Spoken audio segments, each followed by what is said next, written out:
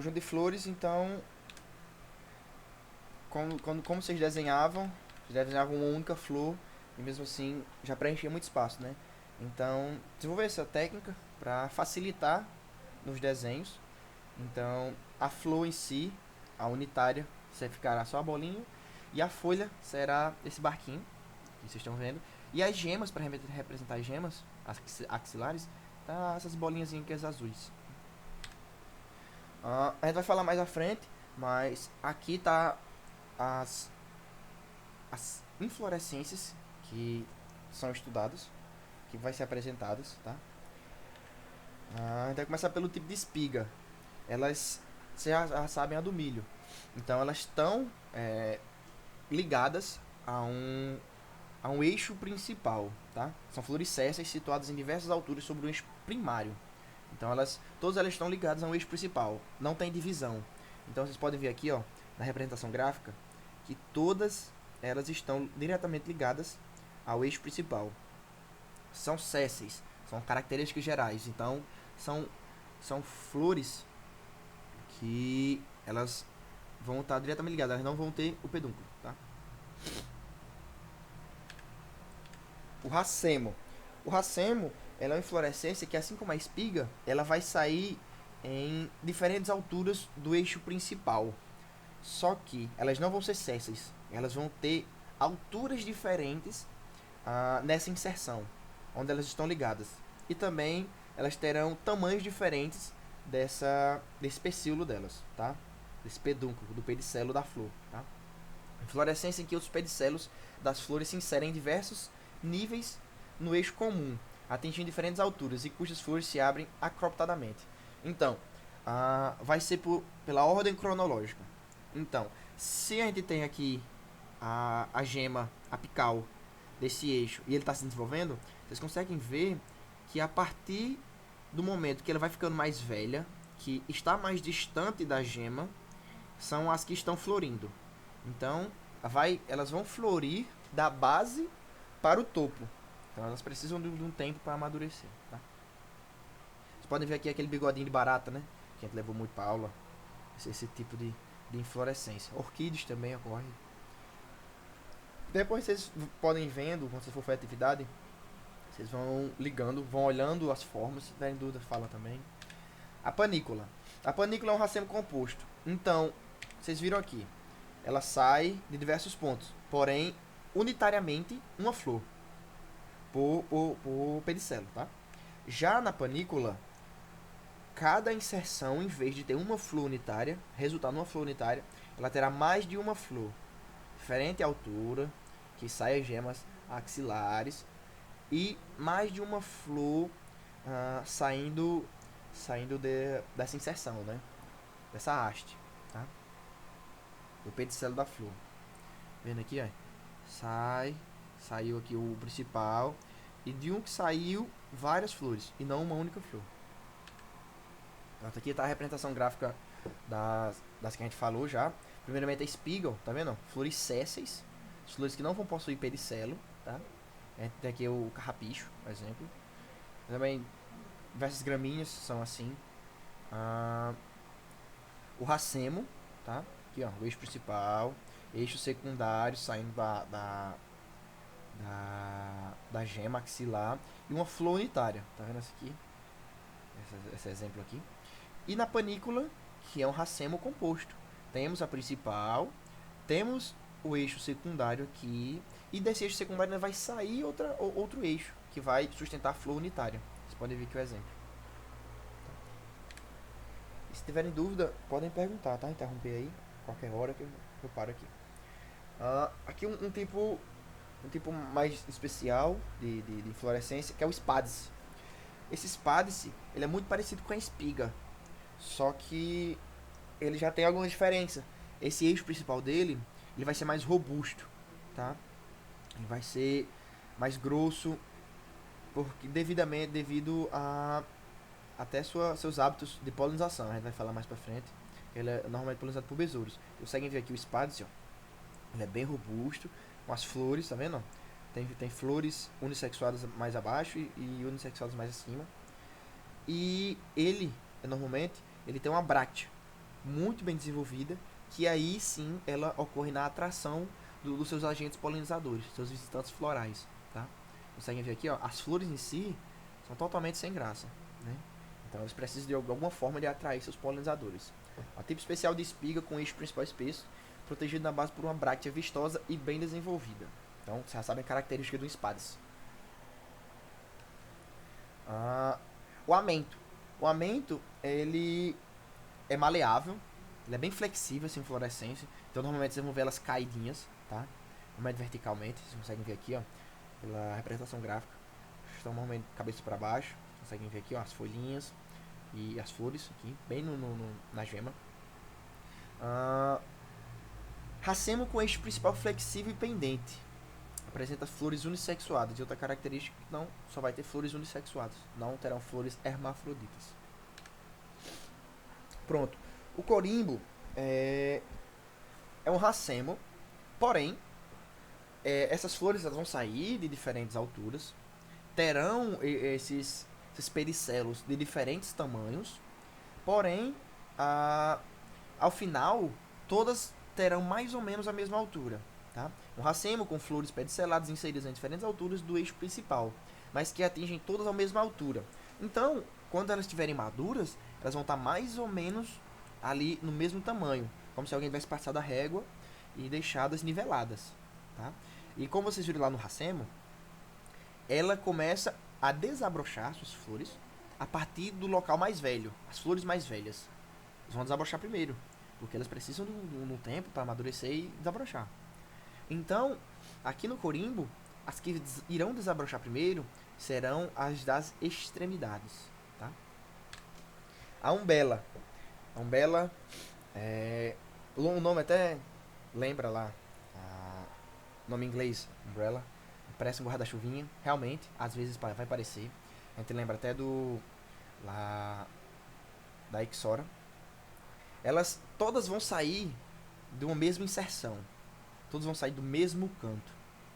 E elas terão seus pedicelos mais ou menos da mesma altura. Consegue ver aqui, ó, nessa roxinha aqui, elas saem todas do mesmo canto. Porém, todas têm mais ou menos a mesma altura, tá vendo? Elas podem ser mais assim um pouquinho niveladas, mas todas saem do mesmo local, tá? Flores situadas em pedicelos que saem do mesmo ponto do ápice do eixo primário. Tá vendo? O eixo primário aqui embaixo. E elas vão sair do mesmo ponto para suportar as flores, atingindo uma altura aproximadamente igual. Tá? Você vê aqui todas aproximadamente a mesma altura. O capítulo vocês já lembram do girassol, da família dos girassóis. Tá? Aquela característica onde esse ápice, onde vai suportar as flores, ele é achatado. Tá? Então, teve esse achatamento na borda. Vocês lembram do margaridão? Acho que alguém levou na aula, não sei. Viu que é achatado e as flores estão inseridas nesse prato, tá? Quando o eixo se alarga na extremidade superior, formando um receptáculo côncavo, plano ou convexo, onde se insere um conjunto de flores rodeado por um conjunto de brácteas, o periclínio. Então, aqui ó, amarelinho que a gente vê aqui, branquinho, ó, não são as pétalas, são as brácteas. A professora até brinca, né? A gente faz aqui o bem me quer, mal me quer. Mas aqui são brácteas que são despetaladas. O glomérulo. Eita. Permitir. E aí, gente, qualquer dúvida aí, viu? Só falar, viu? Se não tiver o áudio bom, fala aí, abre o voice, que senão eu não vejo. Pronto, o glomérulo, a gente vê muito, eu acho que eu até levei lá na escola uma parecida dessa roxinha aqui, ó. Chama-se fato de piaba, pelo menos que eu conheço assim, entre os meliponicultores. Elas são flores sésseis, elas, igual a espiga, estão ligadas ao eixo e muito próximas entre si. Estão muito aglomerados, muito juntinhos. Você consegue ver aqui essa roxinha aqui, ó. Parece um buquezinho bem pequenininho. E elas têm uma formação mais ou menos globosa. A gente não viu lá a umbela? Então, elas parecem um pouquinho com a umbela. Ela tem aquele formatinho redondinho, parecido uma abóbada. Tá? Vocês conseguem ver, ó? A representação aqui está mostrando um 2D, mas vocês conseguem ver aqui como é o 3D também. Elas redondinhas, tá? O monocágio No monocásio, a gente tem o monocásio escorpioide e o helicoide. É, nesse, nessa, nesse tipo de inflorescência, com o desenvolvimento, ela pode acontecer duas coisas. Ela ser escorpioide e gemas se desenvolvendo apenas unilateralmente desse eixo principal. Tá? Vocês conseguem ver aqui, ó. Os eixos só vão se desenvolver literalmente num único lado. Tá? Já na helicoide, elas vão se desenvolver de forma aleatória, de forma consecutiva, uma depois outra, depois esquerda, direita. Vocês conseguem até relacionar lá com caule, o simpodial e o monopodial, tá? O monopodial sempre numa direção só e o simpodial diversas diversas direções com as suas gemas tendo morte programada. No dicásio, vai se desenvolver mais de uma gema de cada vez, tá? No mesmo local, mesmo ponto de inserção, vai se desenvolver mais de uma gema. Conseguem ver aqui, ó, bem baixinho aqui, ó, tá vendo? Desenvolveu uma aqui e aqui em cima, para onde vem a pétala, as flores, já desenvolveu mais outras, tá vendo? Mais outras duas. Então, de caso seria essa. Ela vai desenvolver duas gemas de cada vez. Já no cicônio, ela é inflorescência carnosa, vocês conseguem ver aqui, ó, o fora que é carnoso. Mas é uma inflorescência que podemos dizer interna. Ela só tem essa brechinha aqui, esse orifício, para que o polinizador, o visitante floral, adentre. A professora falou de uma vespinha, né, que muitas vezes entra e nem sempre sai. Conseguem ver aqui, ó. Mais para frente a gente vai conseguir ver que as flores na entrada, elas são masculinas, para que consiga espalhar o pólen pelas demais femininas. Tá? Conseguem ver aqui, ó, o fruto aqui e o que a gente viu aqui por fora, o pseudofruto. É uma inflorescência carnosa com receptáculo côncavo. Então, côncavo, ela está formando uma concavidade, um oco, né? Possui numerosas e pequenas flores internas. Vocês veem aqui. Isso aqui já é o fruto em si. Há apenas uma estreita abertura no ápice. Tá aqui o ápice, consegue ver isso, abertura. O ciátio. O ciátio é até raro de ver.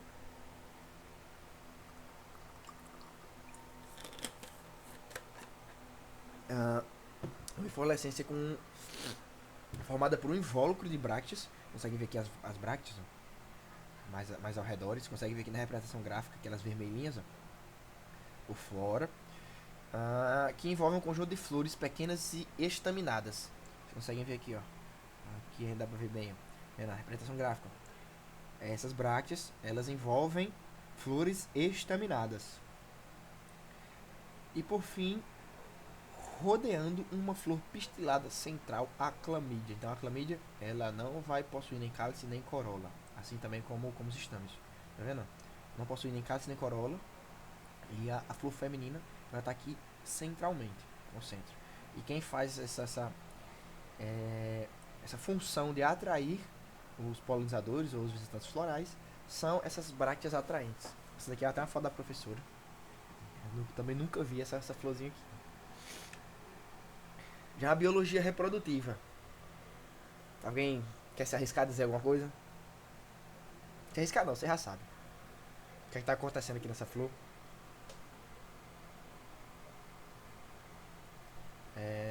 Isso aqui está ocorrendo uma polinização cruzada.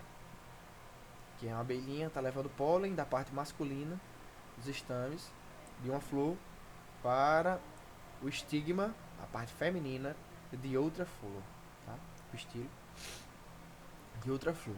E se for a mesma flor, se for a mesma espécie de plantas, ocorrerão as reações químicas que irão permitir que esse pólen se desenvolva. Aqui vocês conseguem ver, ó. Mais pra frente eu vou falar de novo, mas vocês irem fixando bem. Tá aqui, ó, a gente consegue ver a flor. A flor, vou começar daqui. Sementinha germinou, planta cresceu, gerou flores. Nessa flor, ela vai ter sua parte masculina que são os estames. Esses estames, eles vão possuir antera, e é na antera, dentro das tecas, que estarão o pólen, os pólens, né, os grãos de pólen. Vão correr meiose, mitose, até esses gametas masculinos estarem aptos a serem liberados. Tá? Estão vendo aqui os grãos de pólen. E o óvulo vai se desenvolvendo, a correr meiose, mitose, sucessivamente, até ele estar maduro para poder receber esses grãos de pólen, receber esses gametas masculinos. No ovário terão os óvulos. E o óvulo, ele é composto por 7 células e 8 núcleos. Começar pelo maior, o saco embrionário. O saco embrionário, ele é onde vai envolver todas as outras células, e ele que vai gerar, a partir de um cruzamento triploide, porque um gameta masculino do pólen vai vir e vai ser depositado aqui, ocorrendo essa fecundação triploide, os dois núcleos, juntamente com o núcleo da célula gamética masculina, vai gerar essa fecundação triploide, e é daí que vai se originar a reserva de nutrientes. Tá? Depois, a gente vai ter 3 células, chamadas de antípodas, que elas são células sensoriais. Elas vão servir como aqueles carinha que fica balizando o avião para ir para o canto correto. E depois a gente tem 2 sinérgides, que são essas daqui, ó, essas laterais aqui. 2 sinérgides também são sinalizadoras para a oosfera, que é essa célulazinha aqui do meio, que é aí que vai ser a fecundação diploide, que vai ser o gameta masculino e o gameta feminino, gerando assim o embrião, que é daí que vai se desenvolver, ter a plúmula, ter o caulículo e a radícula, para futuramente gerar nova plantinha. Então, quando esse grão de pólen aqui, o agente polinizador, pegou esse pólen e foi lá, depositou, polinizou outra flor da mesma espécie, ocorreu reações químicas, sinalizou que ele pode germinar, esse grão de pólen, ele possui 3 células. Então, são 2 células gaméticas e uma célula, que é a maior, que é a germinativa. Então, vocês podem ver aqui, ó, tem o tubo polínico, que é quando germina essa célula germinativa. Ela vai criar esse tubo polínico, que ele vai ser direcionado até o saco embrionário, onde por esse tubo polínico seguirão os 2 gametas masculinos até encontrarem o saco embrionário e ocorrer todas as reações, sinalizações, tanto hormonal e de diversas outras formas, para que ocorram as fecundações, tanto do saco embrionário como da oosfera. Vocês vão ver isso bem direitinho lá na Botânica 2. Não sei se o Dombrowski ainda vai estar o próximo ano. Aí daqui, onde vai gerar o zigoto aqui, né? E mais em cima a oosfera daqui. Vai se desenvolver até soltar hormônios, entre outras substâncias, para que esse ovário se desenvolva e ele vá gerar o fruto, e o óvulo vai gerar a semente. Então, quando ele está totalmente maduro, tanto o fruto como a semente, ele vai ser disperso, vai ser solto da planta. Tem diversas formas, ele vai ver mais pra frente. Pode ser disperso pro animal que foi comeu e defecou em outro canto, o dejeto tem a semente lá, né? Então, há diversas formas, pelo vento também, a gente vai ver mais pra frente em fruto. E isso é o ciclo reprodutivo. Existe a autopolinização, existem plantas que elas se autopolinizam, não precisam de uma polinização cruzada para garantir essa troca gênica, essa troca genética para enriquecimento dos seus genes, tá? Então elas podem se autopolinizar, vocês vão ver aqui, ou então uma polinização cruzada, tá? Como ocorre no maracujá. O maracujá, ele obrigatoriamente ele precisa, para que ocorra um rendimento satisfatório, ocorra uma polinização cruzada. E para isso a gente precisa do agente polinizador dele, que é o mangangava, e que está até sumindo. Ele precisa dessa polinização para se desenvolver e manter essa essa troca gênica. A síndrome da polinização é um conjunto de características que ocorrem junto numa espécie e revelam a adaptação de um agente polinizador ou dispersor. Como eu falei, para dispersar tal fruto ou tal semente de uma certa espécie de plantas. Ou então o polinizador. O polinizador ele só vai polinizar aquela planta e aquela planta provavelmente vai ser polinizada por ele. A gente dá isso aí de convergência evolutiva ou coevolução. Pronto, aqui os agentes polinizadores eles têm por, por finalidade o filia, né? Filia, melitofilia, cantarofilia. A gente vai ver isso separadamente, mas as principais, que é a anemofilia, que são plantas que são polinizadas pelo vento. Tá? Ocorrem diversas gramíneas. Vocês veem que elas não são tanto ativas, dispersam pelo vento. Normalmente as tecas são policidas para ocorrer essa polinização pelo vento. A hidrofilia é em vez de ser polinizada pelo vento, é polinizada pela água. Quando eu paguei com o professor Leandro, ele até mostrou um exemplo de uma plantinha que o grão de pólen masculino ele parece um barquinho. Então, na hora que é liberado na correnteza, ele sai igual um barquinho até encontrar uma florzinha feminina. A zoofilia é a polinização feita por animais. A gente vai ver agora. A polinização por animais, ela, através de todos os objetivos, tanto recompensas como atrativos, a planta ela não vai dar aquilo por ser boazinha. A planta espera que essa troca dela gastar sua energia produzindo tanto atrativo como recompensas que seja dispersa. Ocorra a dispersão de sua semente, a do seu pólen, para que ocorra uma troca genética com outras plantas, para garantir uma força no seu gene. Porque se elas forem clones, então quando uma doença assolar a uma, que ela vinha a perecer, vai matar todas, entendeu? Então elas precisam desse fortalecimento genético, tá? Então por isso que ocorre essa polinização cruzada. De atrativos, a gente pode ter cor, odor, tamanho, hora da antese, que é a abertura da flor. Também pode ter ceras, abelhas polinizam por cheiro também, e diversos outros atrativos. Visual também. E as recompensas vai de néctar, pólen, também tem ceras. As ceras são recompensas para algumas abelhas. E de diversas outras formas. A ornitofilia ela é uma polinização feita por beija-flores, por aves no geral. Tá? Mas quem mais poliniza são os beija-flores. Existe a diferença entre polinizador e um visitante floral. O polinizador ele faz aquilo porque necessita. Ele só faz aquilo. Então, ele vai visitar apenas flores porque é o alimento dele, como ele evoluiu para se manter. Visitantes florais, eles vão visitar aquela flor ocasionalmente no intuito de se alimentar, tá?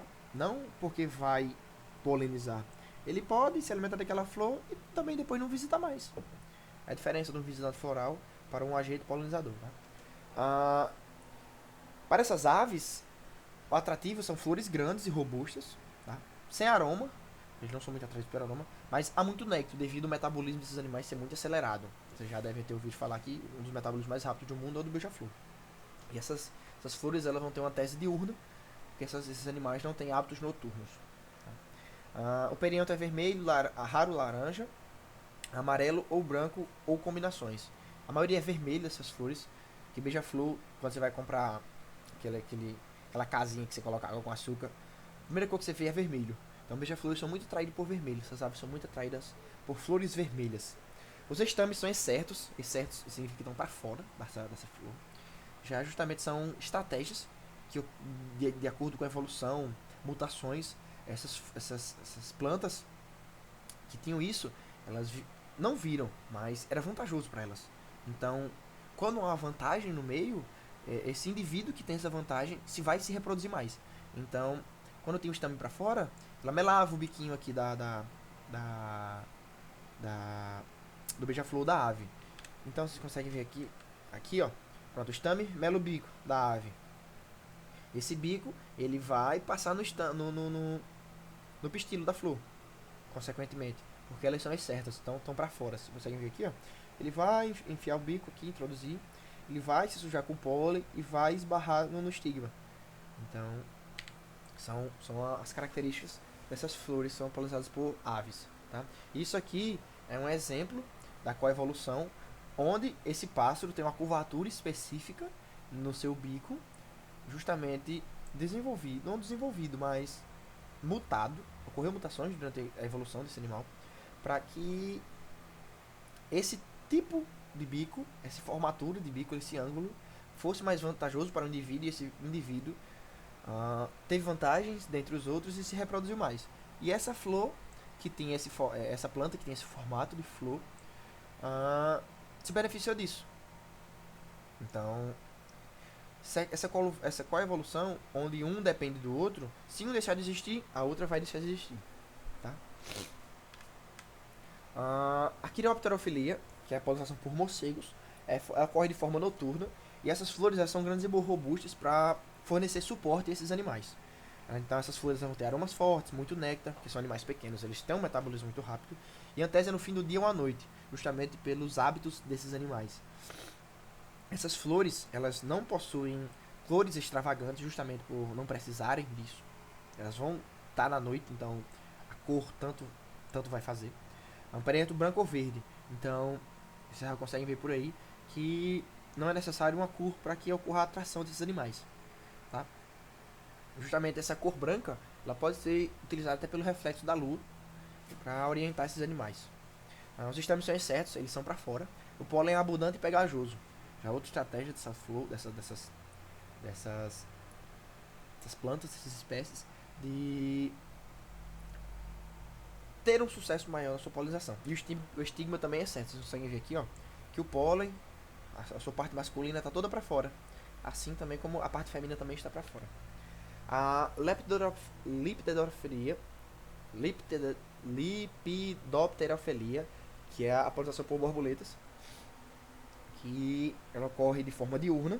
A antese dessas flores é feita de forma diurna. E assim como nas aves dos beija-flores lá, que eu mostrei, esse tipo de flor tem um tubo. Sua flor é em forma de tubo. Então, esses insetos elas têm esse aparelho bucal bem alongado, justamente para colher esse néctar, essa recompensa floral. Né? Então, as patinhas delas vão esbarrar nas partes masculinas e nas partes femininas, fazendo assim a polinização. São flores pequenas e medianas. Vocês conseguem ver a diferença lá das aves, elas precisam ser maiores. E elas precisam gerar um suporte para esses animais. Aroma suave, doce, com néctar e antese diurna. É o perianto branco, rosa, amarelo ou lilás, com plataforma de pouso. Então, esses animais precisam desse suporte. Os estames são incertos e inclusos, então eles podem ser tanto para fora como dentro da flor. Tá? O pólen é pouco mais pegajoso, então onde vai pegar na flor, os pezinhos delas, irá ser pegajoso. E o estigma é certo ou incluso, dependendo da estratégia dessa flor. O esfingidifilia, os esfingídeos são mariposas noturnas. Não são aquelas mariposas onde você vê com as asas bem grandonas, bem gigantonas. Não, o esfingídeo é diferente. O esfingídeo ele tem uma asinha mais curta, menorzinha, e eles têm o hábito de polinizar parecido com o do beija-flor. Eles ficam paradinhos e eles têm essa linguetona aqui, esse aparelho bucal deles, bem extenso, porque essas flores elas apresentam um tubo muito longo e o néctar vai estar na base desses tubos. Então esses animais eles polinizam apenas essas flores. Tá? Existem hábitos noturnos, tá? O esfingide. Participei de um estudo com um colega que a gente foi procurar esses bichinhos.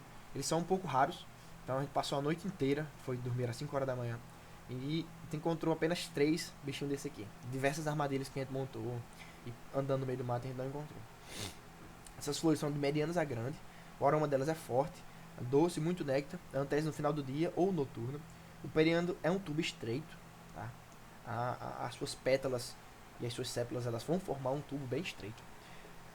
Os estames são inclusos no tubo, tá? Estão para dentro. O pólen é pouco e pegajoso, e o estigma também é incluso no tubo. Vocês conseguem ver que é para dentro. Isso aqui está um pouco para fora, mas É pra dentro. Vocês estão vendo claro aqui porque eles usaram na iluminação. Tá aqui, ó. Vocês conseguem ver, ó. Bem longa essa linguetinha deles aqui, tá? Então, é necessária pra ir até o final do tubo. Vocês estão vendo aqui. A miofilia, que é a polinização feita por moscas. E a atração dessas moscas para essas flores é com o seu odor fétido. As, as moscas, elas são atraídas por esse odor fétido de esgoto, que até a professora fala que é um cheiro fermentado de esgoto. E também de forma visual. Parece realmente algo em decomposição. Vocês conseguem ver aqui. Parece carne decompondo. Bem feio mesmo. As folhas elas podem ser de pequenas a grandes, estão vendo aqui, pequena ou grande. Elas podem ser de forma tubular, tá vendo aqui, ó, forma da mardilha, ou elas podem ser expostas, de forma aqui de falsa recompensa. Sua antérnese é diurna, ela abre pela manhã e elas não possuem néctar. Os estames são inclusos, exceto, então eles podem estar para dentro da flor ou expostos. O pólen é pouco e pegajoso para grudar nesses animais. O estigma é igual ao estame, também pode ser para dentro ou para fora. A melitofilia é a polinização por abelhas. E essas abelhas, elas vão elas polinizam grande parte das flores, a maioria das flores são polinizadas por abelhas. Tanto as abelhas nativas, né, que a gente não é muito conhecida, mas as abelhas sem ferrão nativas aqui do Brasil, e também as abelhas introduzidas no Brasil, que a gente tem a que chama de italiana, a europeia, são introduzidas, elas não são do Brasil. Tá? Elas são de flores pequenas a grandes, então vocês veem a variedade que elas conseguem polinizar. O aroma é suave, doce, com néctar e antese diurna. Esses animais não têm hábitos noturnos. O perianto é branco, rosa, amarelo ou lilás com guias de néctar. Elas podem ser actinomorfas, essas flores, ou zigomorfas. Tá? Então vocês conseguem ver a diversidade da cor que essas abelhas elas enxergam. Né? Elas podem ser tubulosas, abertas, ou papilonáceo, que elas vão poder ser um vexilo. Os estames são geralmente inclusos, aqui, ó, inclusos na flor, e o pólen é pouco pegajoso. Tem muitas fotos das abelhinhas nativas que elas têm esse hábito mais de se deitar na flor, se esparramar nas flores, e elas ficam bem sujas. Tem até fotos que é bem bonitinho de ver, depois vocês dêem uma pesquisada. E o estigma também é geralmente incluso na flor. Aqui vocês conseguem ver a vista de como a abelha vê. Do que a gente está vendo aqui, apenas uma flor amarela. Porém, as abelhas elas veem de forma ultravioleta. Ela tem a capacidade de ver essa luz ultravioleta. Então, a amarela está enxergando o branco e elas estão conseguindo ver os veios de néctar. Então, é a capacidade dessas pequenininhas danadinhas. Aqui ainda é a melitofilia. E vocês conseguem ver que a forma de atração dessa orquídea aqui, ela está mimetizando a fêmea dessa vespa, dessa abelhinha. Vocês conseguem ver aqui, ó. Muito parecido com esse macho aqui, ó. Ele foi atrás de copular com essa fêmea. Então, até os hormônios de quando essa fêmea está em reprodução, essa plantinha, ela emite. Vocês conseguem ver aqui, ó, esse macho, ele foi atrás de copular, e o estame, o pólen, grudou aqui, ó, na cabeça do macho. Então, quando ele for em outra planta dessa, outra flor dessa, procurando o acasalamento, ele vai ocasionalmente esbarrar na parte feminina, deixando o pólen lá. A cantarofilia, que é a polinização por besouros, e vocês já lembram muito dos spades, né? Esses animais, eles possuem um aparelho bucal mastigador, então eles comem a flor. Então, se essas flores elas não tiverem uma robustez, eles vão comer tudo e vão impedir que essa flor se reproduza. Tá? Então, são flores ou inflorescências grandes e robustas. Você lembra lá do spades, que ele é bem robusto, bem grossão. É aroma forte, fruto fermentado de esgoto, então não tem um cheiro agradável. Sem néctar, às vezes termogênica e antese variável. Tem plantas dessa que uma vai abrir num dia, vamos dizer, a flor masculina, ela vai abrir num dia E nesse dia, insetos, eles vão adentrar essa flor atrás de comer esse pólen. Eles vão se alimentar desse pólen comestível. Então, eles vão ficar lá dentro, vai escurecer e essa flor vai fechar. Eles vão mastigar, comer, morder atrás de se libertar dessa flor. Só que ela é robusta. Ela se fechou. E lá dentro eles vão esbarrar em pólen e vão ocasionalmente vai sobrar pólen no corpo deles. E no I consecutivo, a flor que vai abrir é a feminina. Então eles vão atrás de comer esse pólen, só que não vai ter. Eles vão esbarrar na parte feminina e vai ocorrer essa polinização. Os estames, eles são exclusos ou incertos, são para fora ou internos. Pólen pouco e pegajoso. O estigma também, ele pode ser incluso ou excerto. E o ovário ele é bem protegido, justamente para que esses insetos não o comam. A anemofilia, que é pelo vento, vocês conseguem ver aqui a maioria das gramíneas é polinizada pelo vento. São flores pequenas, agregadas em espigas ou glomérulos, sem aroma e sem néctar. Eles não precisam de um agente polinizador. Tá? Podem ter um visitante floral, mas não um agente polinizador como o vento. O perianto é reduzido, verde ou ausente. Vocês se lembram lá das gramíneas? Elas não possuem cálice nem corola. E os estames são incertos, são para fora, justamente que ocorra essa polinização pelo vento. O pólen é pulverulento e em grande quantidade. Precisa ser em grande quantidade, porque muita vai se perder. E o estigma é certo para fora. E às vezes plumoso. Por que plumoso? Vocês conseguem ver aqui, ó. Parecem plumas de aves. Para justamente ele capte esse pólen. E aqui é o exercício que a professora passou para vocês de observar as plantas da sua casa e fotografar 5 tipos diferentes de inflorescência, classificá-las de acordo com as estruturas vistas na aula e postar no diário. Bem tranquilinho, de boa. Agora, fruto e semente. Deixa eu pegar uma aguinha.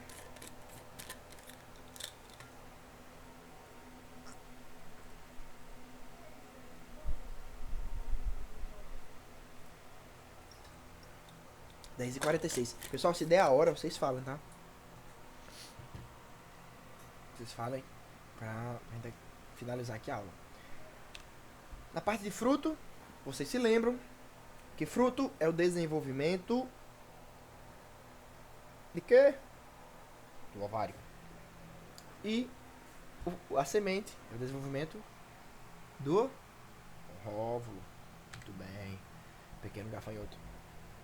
O fruto é o ovário amadurecido de uma flor e contém em seu interior uma ou mais sementes, que são os óvulos fecundados.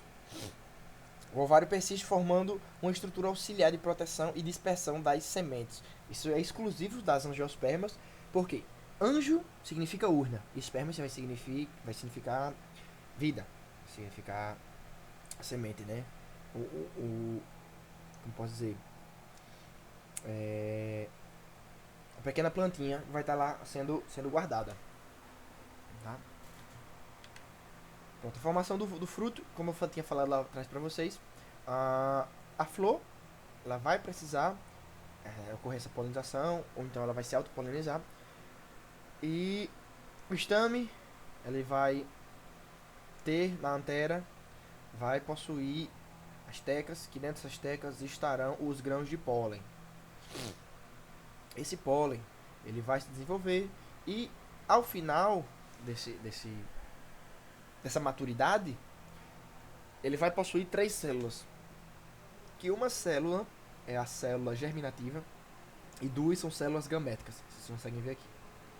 Já na parte feminina, no ovário, vocês conseguem ver aqui, ó, o ovário aqui de forma externa, e o óvulo interno ao ovário. Vai ocorrer suas meioses, suas mitoses, seus desenvolvimentos, até resultar num óvulo totalmente maduro, que ele vai possuir 7 células e 8 núcleos. O seu saco embrionário ele vai possuir 2 núcleos, que aí vai gerar a reserva de nutrientes. Vai possuir 3 células que são chamadas de antípodas, elas são células sinalizadoras, juntos com as 2 sinérgides, também são células sinalizadoras. E por fim, uma última célula que é a oosfera, que é isso aí que vai gerar o embrião.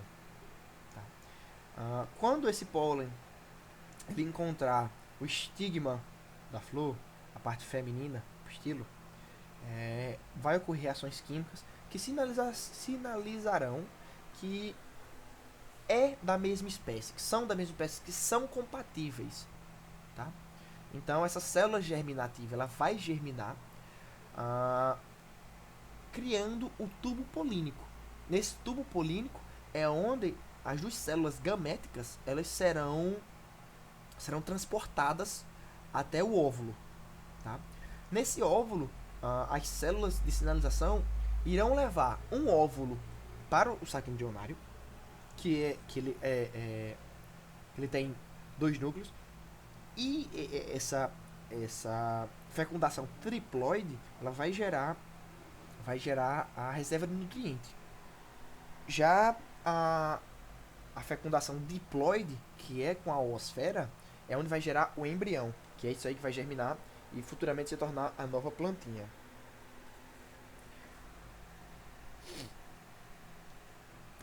Deixa eu passar. Daí elas vão se desenvolver, o ovo vai se desenvolver na semente e o ovário se desenvolver no fruto. Você consegue ver aqui, ó. E a parede do saco embrionário vai se tornar o tegumento. A professora falou para vocês, a casquinha da semente. Aqui ó, vocês conseguem ver a formação de um fruto. E o fruto é o reflexo do seu ovário. Vocês viram lá naquele dia o ovário da trombeteira. Então, o fruto é um reflexo do ovário. Vocês conseguem ver aqui ó, o ovário do tomate? Tá vendo? Conseguem ver aqui as concavidades onde estão os óvulos. Tá? E o seu desenvolvimento vai finalizar no tomate que a gente conhece. Tá? As várias sementes ligadas ao eixo principal aqui, ó. Vocês vão ver aqui, ó. E é isso. Aqui na laranja não dá pra ver tão bem, mas ocorre a mesma coisa. Conseguem ver aqui, ó, as sementes.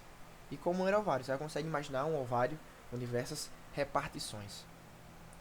E um único óvulo em cada repartição. Pronto. Aqui o fruto, no fruto desenvolvido, a gente vai ter três partes. Tá? Que a gente conhece essas três partes quando a gente não consegue visualizar visivelmente a olho nu essas três partes separadamente, a gente chama de pericarpo. Só que quando a gente consegue visualizar bem, a gente vai classificar essas partes. A gente tem o mesocarpo, o epicarpo, perdão. O epicarpo, que é a parte mais externa, que a gente conhece como casca do fruto, que já é a casquinha do fruto.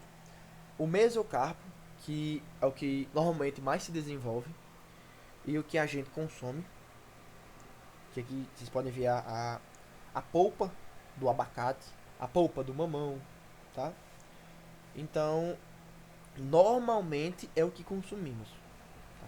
E a gente tem um endocarpo, que é o que está diretamente ligado às sementes. Vocês conseguem ver aqui uma película mais escura, que quando retira a semente, essa película ainda pode continuar aqui no abacate. Tá? E por fim aqui, a gente tem a semente. Nos tipos de fruto, a gente vai classificar eles em 4 tipos de frutos.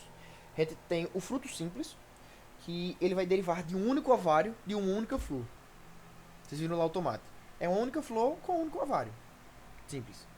O fruto agregado, ele possui muitos ovários e uma única flor. Então, é uma flor de alicarpelar. Ela vai possuir mais de um ovário em uma única flor. A gente tem aqui o exemplo do morango. Vocês já viram a professora falando lá que o fruto verdadeiro do morango é o que a gente vê aquelas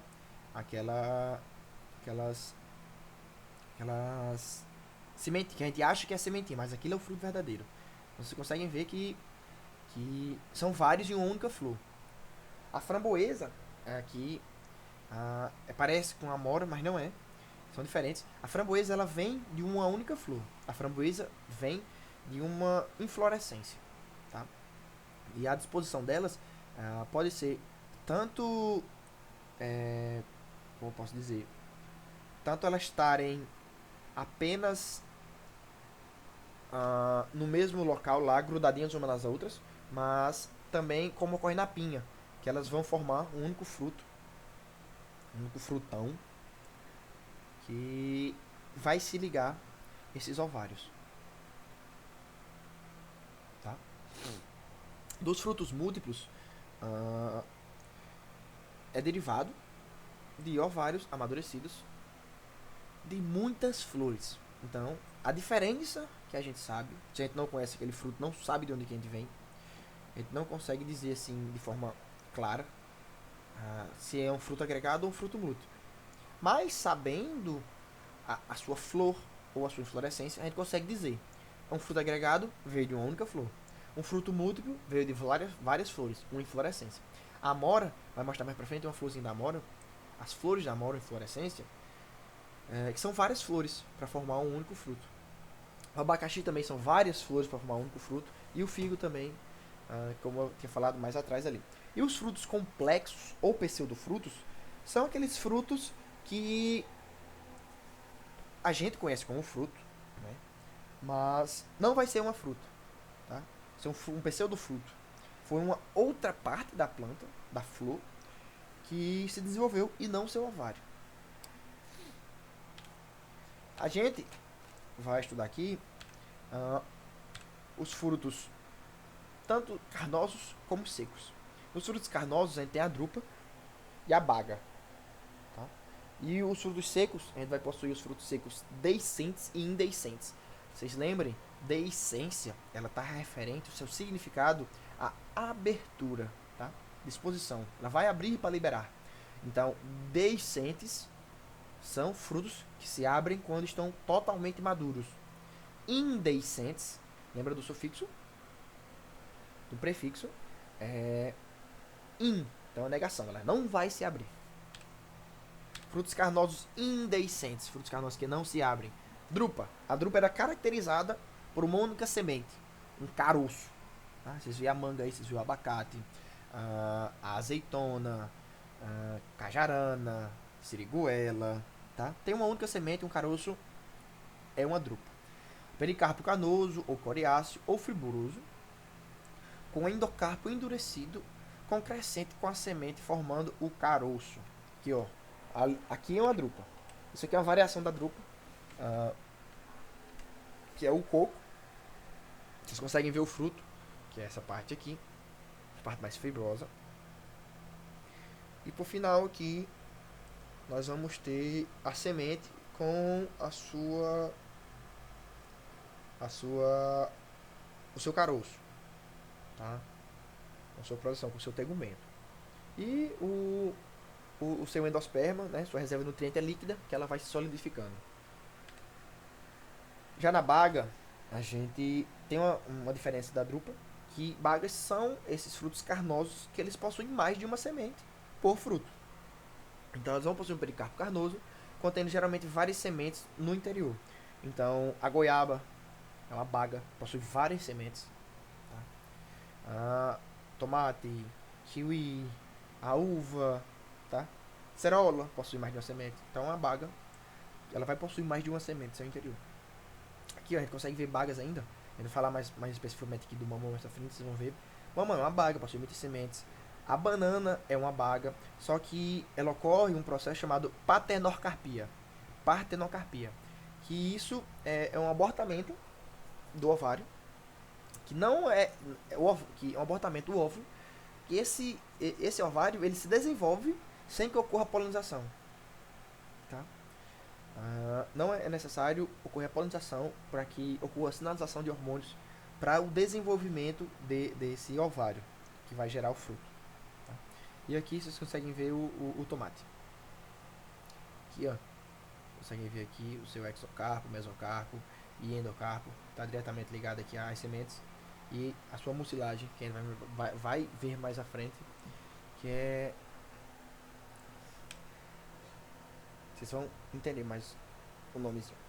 A variação da baga, elas podem ser esperídeo, que são as frutas que o seu endosperma, a parte que vai se desenvolver, a parte que vai estar em contato com a semente, ela se desenvolve em tricomas e elas absorvem e armazenam sucos, que no caso são nossas frutas cítricas, limão, laranja.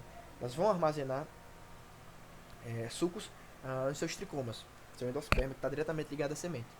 Já o peponídeo, Geralmente ela vem de um ovário ínfero, que esses septos da polpa, elas são absorvidos e formam uma concavidade no seu interior. Tá?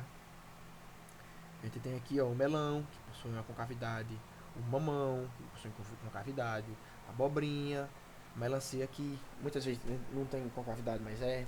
Tá? Também se lembra de relacionar com o ovário ínfero, tá? E os hesperídeos com ovários súperos. Aí também há a variação da baga, que são os frutos carnosos. Quando eles estão totalmente maduros, eles vão se abrir para dispersar suas sementes. Tá? Só simples. Os simples, os frutos simples, secos e deiscentes. A gente começa com o folículo, que é um fruto seco, que quando ele está maduro, ele é seco, e ele só vai possuir uma única abertura para dispersar suas sementes. Tranquilo? Aqui, ó. Magnólia, vocês conseguem ver aqui, ó. Possuem os frutinhos, ó. Estão todos guardados, essas cápsulas. Porém, só possui uma única abertura para liberar essa semente. Vocês se lembram lá do pereiro? Só possui uma única abertura para liberar as suas sementinhas. E é isso. O legume, ele já não é igual ao folículo. O folículo só possui uma abertura. O legume, ele vai possuir duas, tá? Então essa é a diferença do folículo e do legume. Aí vocês lembram do feijão? A professora falou, mas devido a mutações genéticas, cruzamentos, para que não ocorra essa abertura, o feijão ele é um legume. Tá? Ele vai ter essas duas aberturas. A ervilha, a soja, só que devido aos cruzamentos, às modificações, para que não abra e não haja perda na colheita. Tá? Aqui vocês conseguem ver, ó, o tamarindo, tá? Aqui também a ervilha, o feijão aqui, ó. Você consegue ver aqui que ele é um pouco carnoso, mas aqui que ele tá verde. Consegue ver aqui onde ele se liga, ó, a semente se liga ao fruto. E aqui o tamarindo. Mesmo a gente não percebendo essa abertura dele no pé, mas quando ele tá maduro e cai no chão, ele se abre. A síliqua, essa síliqua, ela é um fruto, assim como o legume, que ela vai possuir duas aberturas. Porém, ela possui um diferencial. Ela possui aqui esse réplo, vocês estão vendo aqui, ó, esse réplo, que é um suporte para essas sementes. É uma estrutura que ele vai suportar essas sementes, ele vai segurar essas sementes até a hora melhor de dispersar, até a hora oportuna de dispersão. Tá? Aqui a gente vê o lomento, que ele possui esses artículos, tá? E ele vai dispersar como se fosse um quebra-cabeçazinho, ele vai se soltando, tá? O fruto está aqui completamente, ele vai se soltando. Nas cápsulas, quando eu paguei, cápsula para mim era esses frutos secos que possuíam mais de duas aberturas, então de 3 aberturas para frente, para mim era cápsula. Porém a professora ela especifica para vocês, tá? Então a gente vai ver diferentes tipos de cápsulas. A gente tem cápsula parecida, que vocês conseguem ver aqui, ó, que ela era fechadinha aqui e ela abriu em formato de poro para poder liberar suas sementes. A gente consegue ver aqui o opérculo, a urnazinha lá que ela até mostrou bem abrindo. É uma cápsula pixídeo, tá? E ela abre com decência transversal. Quando ele está maduro, ele abre para dispersar suas sementes, apenas quando maduro. A septicida ela vai possuir vários septos. E ela vai, você ver aqui, ó, bem bonitinho abrindo, guarda-chuvinha de cabeça para baixo. Possui várias ligações, vários septos para poder dispersar essas sementes. A loculicida ela vai possuir muitos lóculos para poder comportar suas sementes. Tá bem? Possui esse eixo central, que é onde as sementes elas estão ligadas. A gente tem essa septifraga, que são rupturas paralelas, elas também vão possuir esse eixo central de suporte das sementes, porém aberturas muito diferenciadas. Vocês conseguem ver aqui, ó.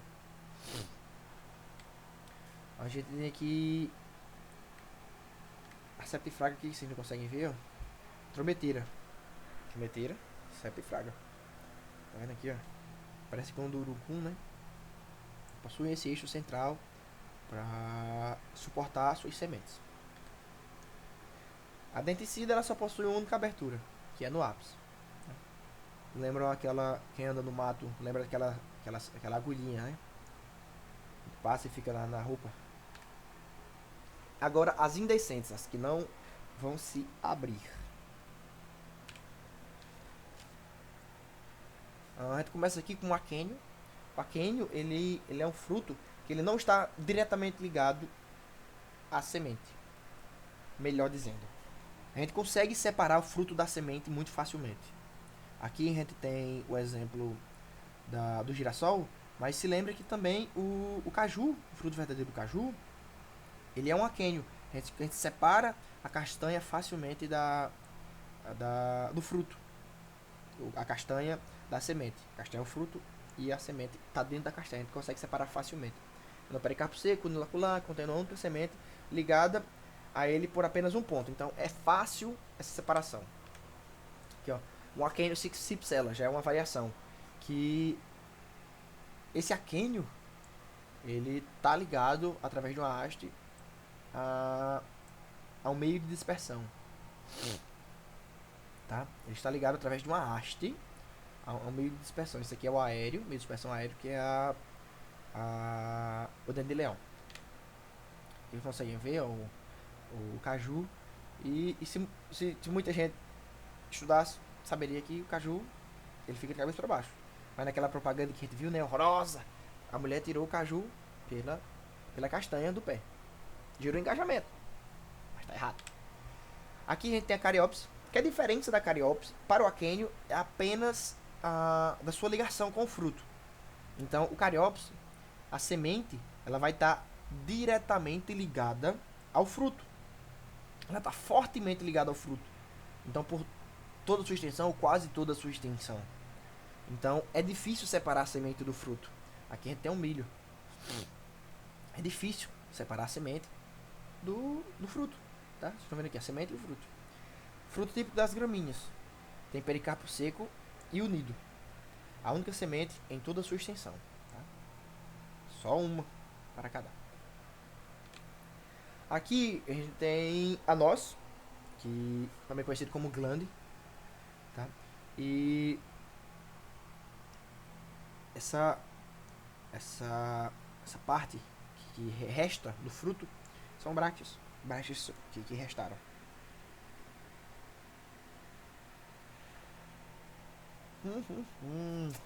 As brácteas que ficaram permanentemente no fruto. Aqui a gente tem a sâmara. E essa sâmara, ela é um fruto que possui um meio de dispersão. Consegue ver isso aqui, ó? Ela possui asinhas para o meio de dispersão. Então, quando ela está totalmente madura, ela vai se desligar da planta mãe e vai ser dispersa no meio. Então, isso aqui é para que não caia no pé da planta mãe. Vendo? Pericarpo seco com uma ou mais expansões laterais, formas de asas. Tá? Então, isso é o fruto. É o fruto que possui esse meio de dispersão e não a semente. A gente tem aqui o esquizocarpo, que é derivado de um ovário sincárpico, mas cujos carpélios na maturidade separam-se inteiramente em frutículos livres. Então esse aqui a gente lembra lá da mamona, da carrapateira, que ela espoca. Então ela vai se separar totalmente. Agora nos frutos agregados, muitos ovários de uma única flor. Pronto. Vocês conseguem ver aqui, ó, no morango? Mais pra frente a gente vai ver que ele é um pseudofruto. Mas agora se atentem ao fruto agregado. Tá? Então, ele é um fruto. Ele é um fruto. Aqui, ó, frutinho dele. É um aquêniozinho, fruto dele. Tá? É um aquêniozinho. E simples assim. mas ele é derivado de uma flor com muitos ovários. Tá bem? Você consegue ver aqui, ó, a flor dele aqui, ó. E esses de dentro aqui, ó, esses de fora são os estames, os masculinos, e dentro aqui as partes femininas, os estigmas, tá? A parte pistilada. Você consegue ver que são vários, tá? E geram, tá aqui, ó, geram esses aquêniozinhos, tá? Mais pra frente a gente vai ver o que se desenvolve do morango é o eixo central que suporta as partes femininas. Pronto, aqui a gente tem a polidrupa e ainda é um fruto agregado de uma flor com muitos ovários. Vocês conseguem ver aqui a framboesa.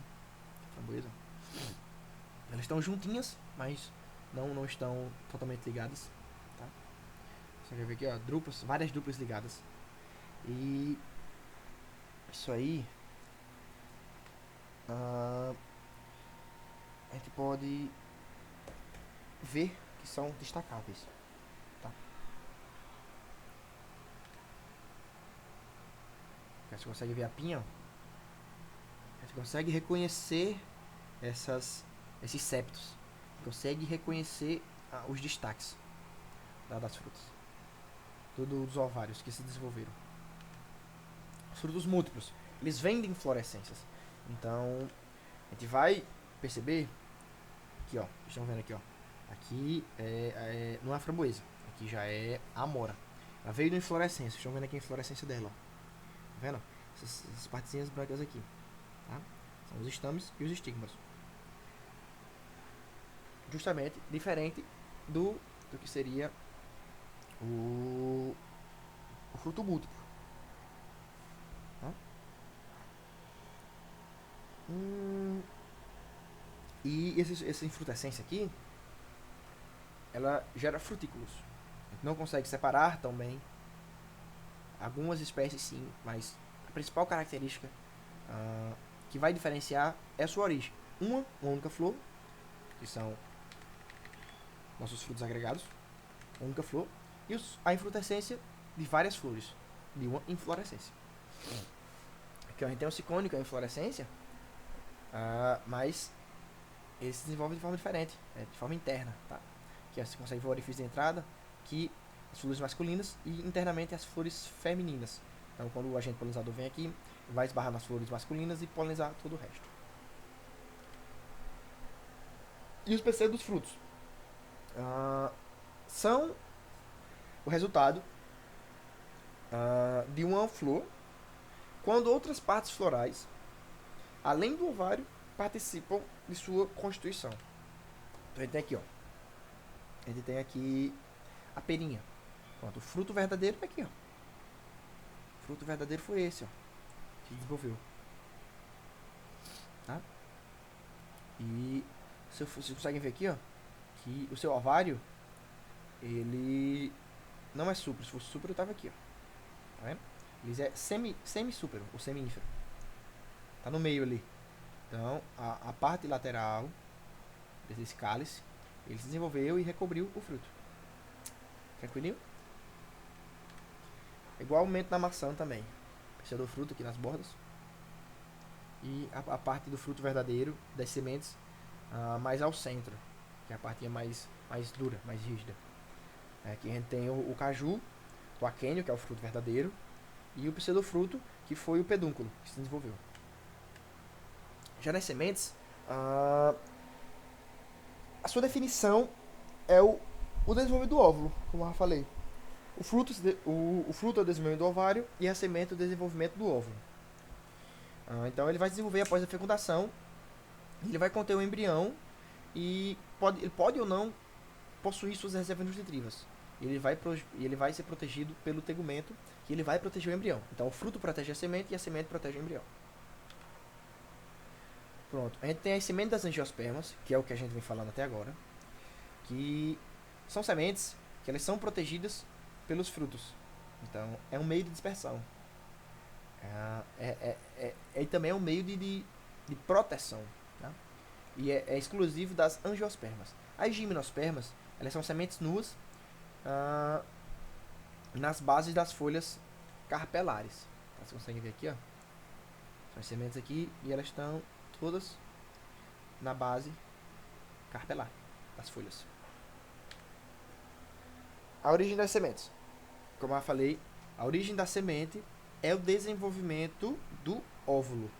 Então, quando ocorre a fecundação, que a oosfera for fecundada por um gameta masculino e o núcleo os núcleos polares forem também fecundados, vai gerar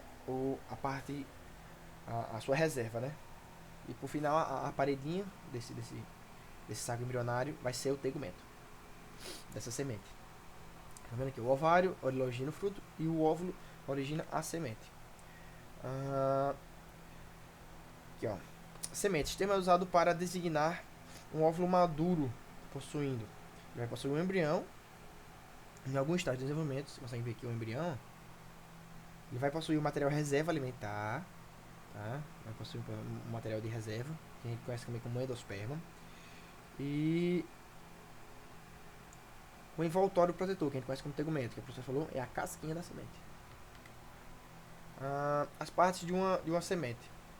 A gente vai ver a casca do tegumento, que aqui é a parte de fora, o revestimento, que possui a testa, né, a testa da semente, e o tegma, que essa parte foi ligada. E por dentro, a amêndoa, que é o embrião, que ele vai possuir a radícula, o caulículo, a plúmbula, tá, os cotilédones, e a parte da reserva, né, o endosperma, tá aqui dentro. Aqui vocês conseguem ver, ó, a parte, o hilo, que foi por onde ela recebeu as reservas nutricionais, que ela estava ligada ao fruto. E aqui o micrópila, a abertura de entrada do tubo polínico. Entrou aqui o tubo polínico pela flor. Tá? E a cicatriz da semente. Aqui é onde ela vai se desenvolver. A casca ou tegumento. Aqui, a superfície é lisa, saliente e reveste os tricomas. A superfície pode ser lisa, saliente, pode ser lisa, pode possuir saliências, reentrâncias ou tricomas. E existe um tegumento suplementar, que é o que eu falei lá atrás, chama-se de arilo, que a gente vai ver no mamão, que é aquela mucilagem que reveste a semente. A gente consegue ver o endosperma aqui, ó, o branquinho, ó, tá? E a semente, ela não está diretamente em contato com o endosperma, mas a mucilagem, o seu arilo está. Né?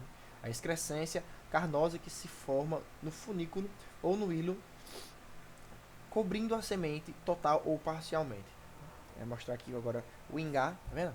Cobre totalmente a semente, esse arilo. Aqui, ó, a carúncula, ele falou lá que essa excrescência pode ser só no hilo. Então, essa excrescência, ela se solidificou na semente aqui, tá? Excrescência do tegumento, de pequenas dimensões, junto à micrópila, tá? Aqui, ó, mamona. Ela se solidificou. As funções da semente.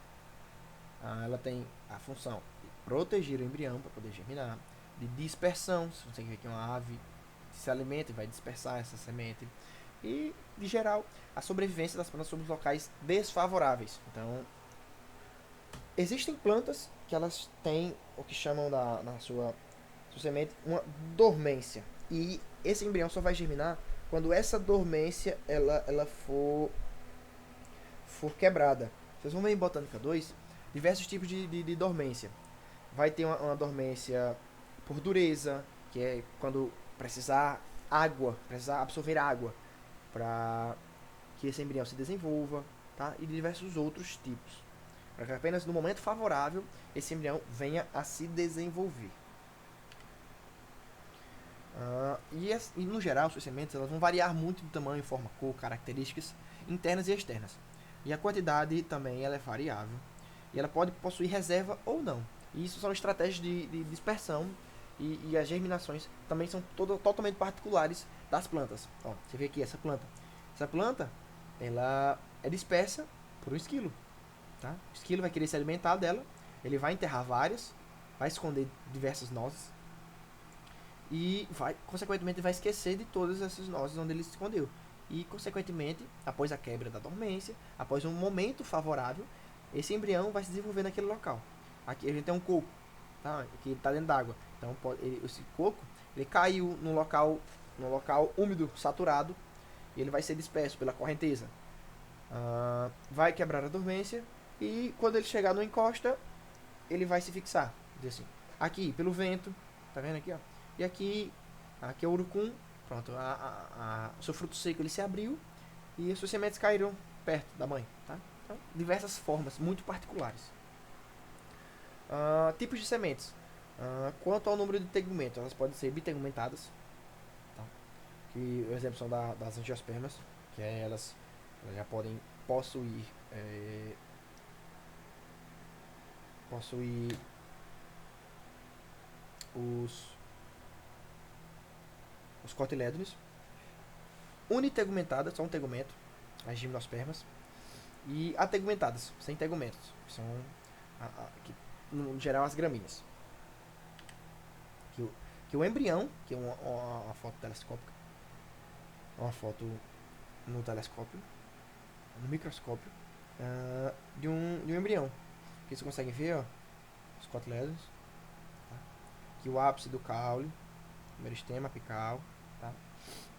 O caulículo, que vai originar o caule, e a radícula, que é a primeira parte que se desenvolve da semente, que vai gerar a raiz. Germinação do embrião, que vocês conseguem ver, ó, a primeira parte que vai germinar é a raiz. Aqui, ó, a parte mais desenvolvida é a raiz. Por fim, ela vai emergir do solo com a plúmula e o caule. E você consegue ver a germinação epígia, que ela ocorre com os cotilédones. Então, esse cotilédone desse embrião, ele vai absorver aquela reserva de nutriente da semente, e quando ele emergir, ele vai emergir com os cotilédones, protegendo o seu meristema apical. Tá? Então, é uma área, vocês vão ver em Botânica 2, é um local muito sensível. Tá? Então, é necessário essa proteção. Em um momento da vida dessa planta, esses cotilédones irão cair porque serão desnecessários. E a germinação hipógea. Não haverá esses cotilédones. Tá? Conhecido também como monocotiledôneos. Não vão possuir esses dois cotilédones. E a sua reserva de nutriente ele vai sendo absorvida aos poucos até não existir mais. Vendo aqui, vocês conseguem ver a diferença? A monocotiledônia e do eudicotiledônia. Tá? Você vê a diferença, no geral, as gramíneas e as fabáceas. E o exercício de fixação. O exercício de fixação que a professora pediu para esquematizar um fruto e uma semente e indicar suas partes. Simples, vão desenhar um fruto e uma semente e mostrar suas partes. E fotografar e publicar no diário 6 tipos diferentes de fruto. Então, 6 tipos diferentes de fruto. Você tem bagas em casa. Você pode tirar foto de uma baga simples, tipo uma banana. Pode tirar de uma baga tipo peponídeo, um mamão. Você pode tirar de uma baga tipo esperídeo, um limão, uma laranja. Tá? Então, vocês podem também frutos secos, um feijão. Tá? Então, vocês vão conseguir fazer de boa isso aqui. E publicar as atividades. Tá? Gente, eu acho que não vai dar tempo dar o outro. Mas eu gravo pra vocês, tá? Gravo pra vocês e disponibilizo o link. Aí vocês conseguem ver de boazinha, tá?